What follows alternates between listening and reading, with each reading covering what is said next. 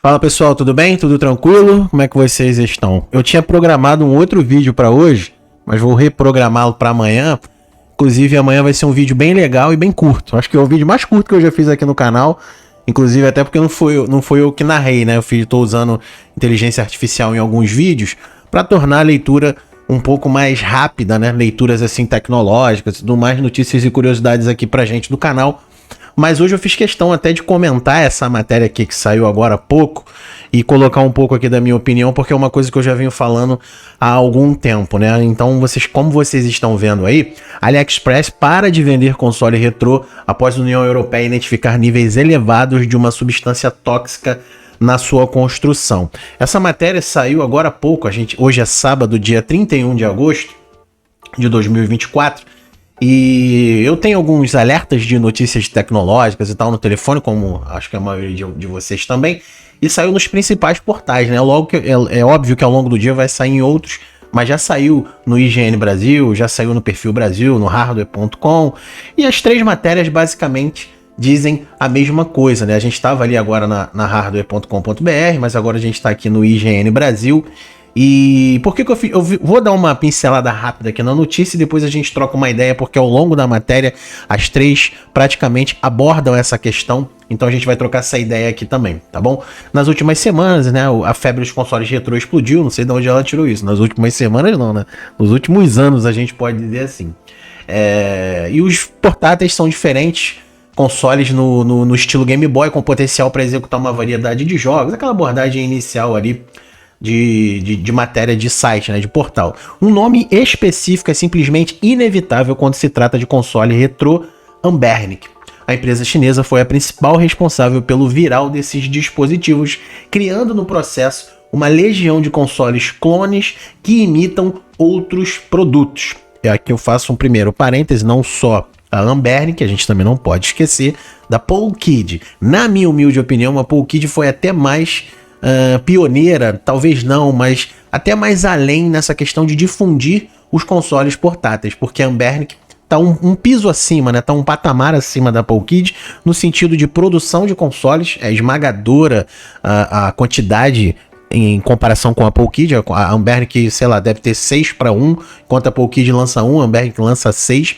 É bem verdade que a Anbernic lança, vamos dizer assim, variantes de um mesmo produto. Ela pega ali um processador básico, uma tela básica e faz diferentes consoles de diferentes formatos. Então você tem o mesmo processamento, o mesmo hardware, mas é inegável que ela toda hora, praticamente, a gente pode colocar aí que a cada 3-4 meses, às vezes até menos do que isso, ela lança um portátil diferente, enquanto a Polkid, em contrapartida, lança esporadicamente e agora cada vez mais vem caindo essa produção. Mas, na minha opinião, a Polkid foi um pouco mais responsável por isso, justamente, pelo menos aqui no Brasil, na questão preço. Então a Polkid, por ter um hardware um pouco mais limitado, consoles um pouco inferiores e também com isso preços menores. Então praticamente difundiu. Eu posso lembrar a vocês que no início foi inclusive o tema aqui do canal, foi por isso que eu criei o canal, lá em meados de 2020 para 2021, o surgimento do Polkid Q90, do Polkid V90 e as suas variantes, com preços bem interessantes aqui no Brasil na época, casa ali de 150, 200 reais, muita gente começou a consumir esses produtos. Logo depois começou a Anbernic a trazer produtos melhores e consequentemente também um preço um pouco mais elevado, mas isso não foi problema. Muitas pessoas, inclusive esse que vos fala, comprou alguns portáteis da Anbernic também. Então é verdade que as duas ali, entre outras, houveram outras, mas essas duas foram as principais por difundir o mercado de console portátil retrô no mundo inteiro, tá? Nos consoles retrô, esses chineses. Pois bem, agora o AliExpress está avisando aos compradores dos consoles originais que ele é tóxico e não pode ser vendido de acordo com a União Europeia. Problemas do Game Boy Fake. A Anbernic, o Anbernic RG353VS, é um dispositivo retrô, que é esse aí que a gente está vendo, com aparência muito semelhante ao Game Boy original, só que com um sistema Linux capaz de executar vários emuladores de código aberto mais populares. Desde o início, esse tipo de console tem dançado numa linha tênue da legalidade. Atualmente, os emuladores não são proibidos na Europa. É bom que a gente deixe isso aqui bem frisado. O problema é que esses consoles geralmente vêm com literalmente milhares e milhares de ROMs baixadas de portais ilegais. O próprio sistema operacional informa de onde veio o arquivo ROM, o que não é mais tão legal. A União Europeia diz que é tóxico para o meio ambiente. No entanto, não foi a quantidade de ROMs que ele contém o motivo da sua retirada. O aviso da União Europeia refere-se aos altos níveis de chumbo na fabricação do console, bem acima dos valores permitidos para comercialização na Europa. Em particular, é detalhado que a solda do produto tem uma concentração excessiva de chumbo, de modo que esse console não atende aos requisitos sobre a restrição do uso de certas substâncias perigosas em equipamentos elétricos e eletrônicos. É importante ressaltar que, de acordo com o aviso da União Europeia, não há riscos diretos à saúde decorrente do uso desses consoles. A principal preocupação é o impacto ambiental dos níveis de chumbo. O AliExpress, o que eles fizeram? Eles tomaram medidas imediatas removendo o Anbernic RG353VS da sua plataforma e aconselhando aos usuários a pararem de usá-los imediatamente. A empresa declarou, abre aspas, tomamos conhecimento de que o seguinte produto que você comprou é ou pode ser ilegal, e ele foi e deve ser removido no mercado. Ela esclareceu ainda que todos os usuários que compraram esse console podem solicitar um reembolso, que será processado em até 15 dias a partir da data da solicitação. A pergunta de ouro é, e os R36S? Nas últimas semanas houve uma campanha agressiva no AliExpress com códigos de descontos para o R36S, o clone mais conhecido do Anbernic RG353VS. No momento, a documentação da União Europeia não faz referência a esse clone, portanto, nada pode ser dito sobre ele. Como se trata de um console quase exato, embora de qualidade inferior ao Anbernic, é mais do que provável que as quantidades de chumbo sejam semelhantes. No entanto, não há dados concretos sobre esse console. Como eu falei, é basicamente a mesma matéria que a gente tem aqui Aqui, na verdade, no hardware.com.br é uma matéria até menor. O do IGN é um pouco mais abrangente. Vários fatores aqui a gente tem que comentar. O primeiro deles, a questão do chumbo e tudo mais e de diversos componentes. Esse foi só o primeiro levantamento, podemos dizer assim, a primeira que chegou até a União Europeia, a primeira denúncia, entre aspas. Daqui para frente, com certeza, eles vão começar a bater mais em cima disso.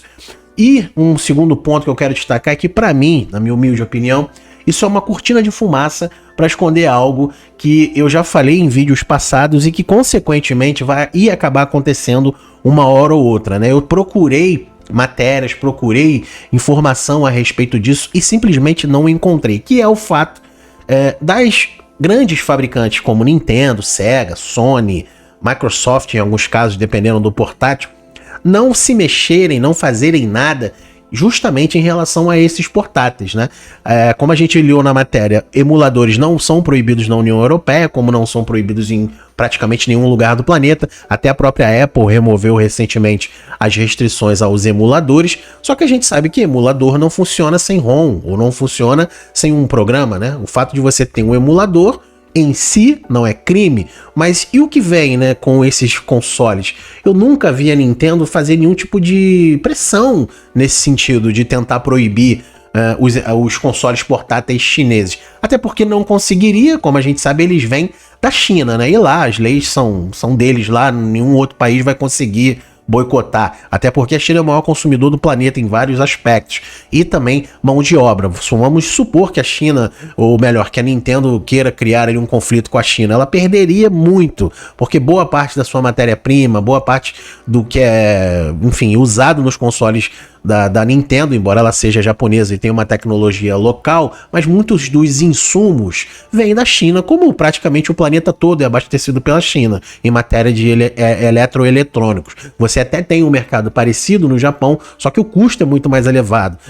O Japão, enfim, às vezes uma tela que no Japão é, sei lá, um exemplo, tá? $10, na China é $2. Então a qualidade ali fica nessa linha tênue entre o que é bom e barato, o que é excelente e caro demais. Então a Nintendo obviamente usa peças e componentes chineses na fabricação dos seus consoles, embora tenha uma qualidade excelente, né? Mas o plástico, parafuso, enfim, uma série de outros componentes ali. Então seria uma briga, talvez, essa é a minha opinião, que a Nintendo não queira ou não quisesse comprar. Só que ela pode começar, de certa forma, a exercer alguma pressão política e econômica em outros países, como a gente está vendo, tudo praticamente hoje em dia começa pela União Europeia. A União Europeia que dita a regra mundial, pelo menos vem sendo assim nos últimos anos. A gente teve vários exemplos com relação a isso aí recentemente, de decisões de criptomoeda, de decisões de aplicativos. A mais recente talvez seja essa questão com a Apple, de remover e colocar alguns aplicativos, de obrigar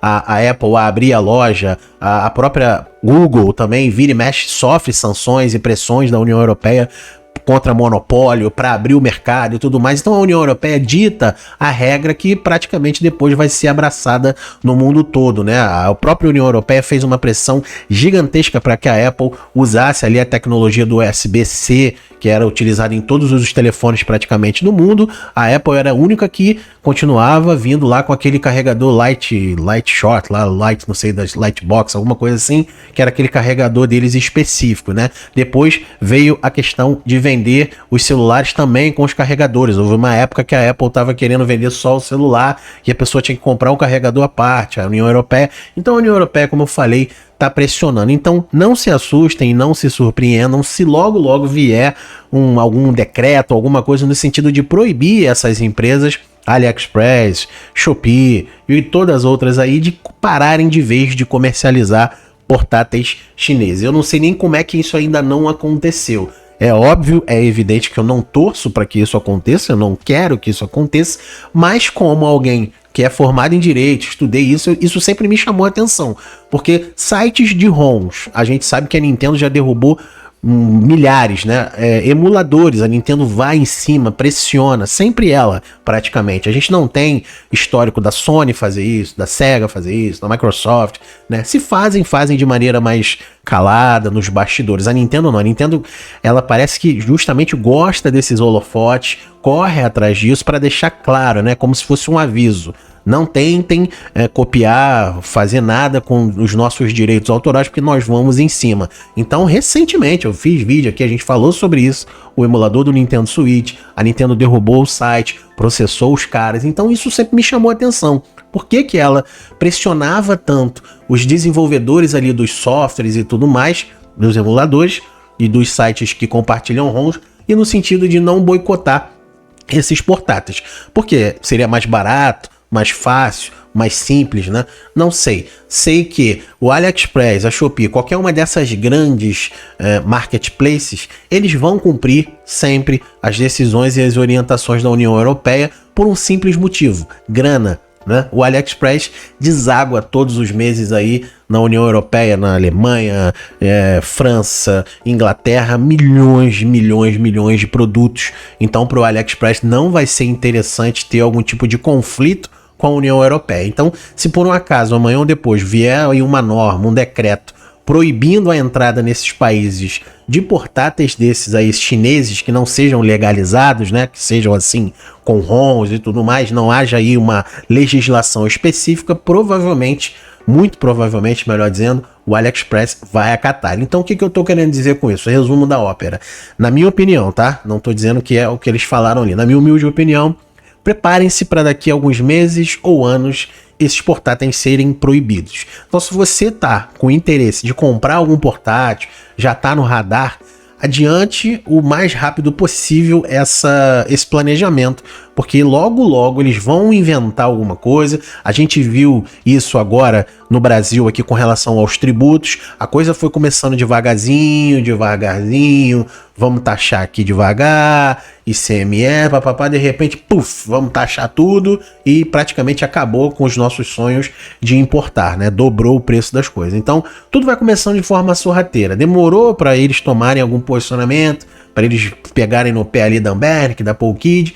Vieram com essa história aí de chumbo, daqui a pouco vão vir dizendo que, não, um console tal, e daqui a pouco a Nintendo entra na jogada, e enfim, pressiona ali. Talvez não a Nintendo diretamente, porque como eu falei, ela não quer se expor com a China ainda, mas vai fazer uma pressãozinha ali na União Europeia, para a União Europeia proibir a entrada desses consoles ilegais. Essa é uma opinião minha. E, consequentemente, no mundo todo, o AliExpress vai tentar boicotar isso e cancelar a venda desses produtos, a Shopee e todas as outras. A longo prazo também, com certeza, os preços vão subir, vai haver uma inflação, porque se proibir no AliExpress, na Shopee, nesses grandões aí, vai começar a ter um mercado paralelo e o que era, vamos supor, R$100, um exemplo, vai começar a custar 200, 300 e por aí vai, porque vai ficar mais difícil de você adquirir. Então, é um prognóstico aí, um futuro incerto. Pode ser que aconteça, pode ser que não, mas eu já estou me preparando para que isso aconteça. Já tenho alguns 2 portáteis que eu quero muito, que eu vou juntar uma graninha para comprar. E também tem um outro mercado que eu já falei sobre isso aqui no canal, que é o mercado de computadores portáteis. A Tectoy tá para lançar um e tudo mais. Eu acho que a gente está caminhando para sair desses portáteis chineses que rodam emuladores e ROMs e ir para um outro cenário, caminhando para uma outra vertente que é esses que eu falei de computadores mesmo de bolso, para você rodar Windows, rodar outras coisas. Então talvez seja, vamos dizer assim, um fim realmente desses portáteis de emulação, que teve até uma vida muito longa. As novas gerações estão vindo, os nossos filhos e netos, e eles não têm mais nenhuma nostalgia com esses portáteis, então eles têm que começar a caminhar para uma outra esfera nesse sentido. Essa é a minha opinião. Pode ser que sim, pode ser que não, mas queria ouvir vocês. Fiz questão de trazer essa matéria para a gente trocar uma ideia e para conversar. Qual será o futuro dos portáteis? Deixa aí a sua opinião, se você foi surpreendido ou se você já esperava, já sabia que isso provavelmente uma hora ia acontecer. Um beijo nas crianças e em vocês também. Fiquem com Deus. Bom sábado. Um abraço. Fui.